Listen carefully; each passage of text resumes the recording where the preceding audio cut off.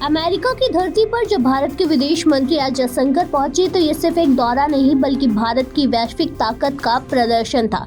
लेकिन social media की दुनिया में जहां हर बात का मजाक उड़ाना ट्रेंड बन गया, जयशंकर का ये अहम दौरा भी बेवजह के आरोपों और मीम्स का शिकार बन गया। सवाल ये है कि भारत की कूटनीति पर सवाल उठाने वाले क्या देश की बढ़ती साख को समझ नहीं पा रहे। विदेश मंत्री एस जयशंकर ने 24 से 29 दिसंबर तक अमेरिका का आधिकारिक दौरा किया। इस दौरे का उद्देश्य अमेरिका में नवनिर्वाचित राष्ट्रपति डोनाल्ड ट्रंप के प्रशासन के साथ भारत अमेरिका साझेदारी को मजबूत करना और मौजूदा वैश्विक मुद्दे पर चर्चा करना था। जयशंकर ने इस दौरान ट्रंप प्रशासन द्वारा नामित राष्ट्रीय सलाहकार माइकल से मुलाकात की। उन्होंने पहले भी भारत के साथ मजबूत संबंध बनाने में अहम भूमिका निभाई है और इस मुलाकात के बाद जयशंकर ने एक्स पर लिखा, वॉल्टेज से मिलकर बेहद खुशी हुई। हमने द्विपक्षीय साझेदारी और वैश्विक मुद्दे पर व्यापक चर्चा की। उनके साथ काम करने को लेकर उत्साहित हूँ। हालांकि जयशंकर के इस दौरे को लेकर सोशल मीडिया पर ट्रोल्स ने उन्हें निशाना बनाया। साथ ही कुछ लोगों ने आरोप लगाया कि जयशंकर अमेरिका गए थे ताकि प्रधानमंत्री नरेंद्र मोदी को ट्रंप के शपथ ग्रहण समारोह का निमंत्रण दिला सके।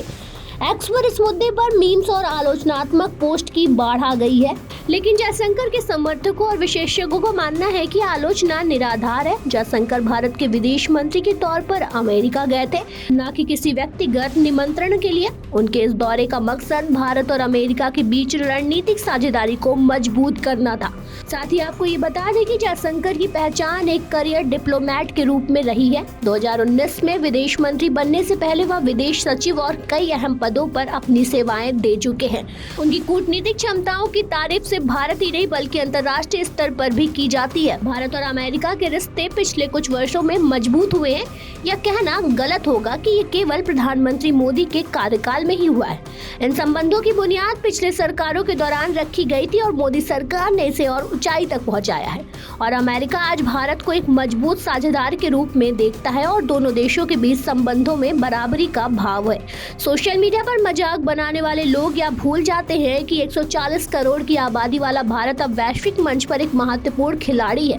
जयशंकर पर लगाए गए आरोप न केवल उनके प्रोफेशनलिज्म का अपमान है बल्कि भारत की बढ़ती साख को भी ठेस पहुंचाना है। एस जयशंकर न केवल पीएम मोदी के विदेश मंत्री हैं बल्कि भारत के भी विदेश मंत्री हैं। उनके नेतृत्व में भारत ने कई अंतर्राष्ट्रीय मुद्दे पर अपनी कूटनीतिक ताकत साबित की है। ऐसे में हमें उनके योगदान का सम्मान करना चाहिए और सोशल मीडिया की राजनीति से ऊपर उठकर सोचने की जरूरत है। साथ ही आपको बता दें कि विदेश नीति देश की ताकत का आईना होता है। जयशंकर ने इसे दुनिया के सामने पेश किया है और अब यह हम पर निर्भर करता है कि हम इस ताकत का सम्मान करेंगे या बेवजह मजाक बनाएंगे।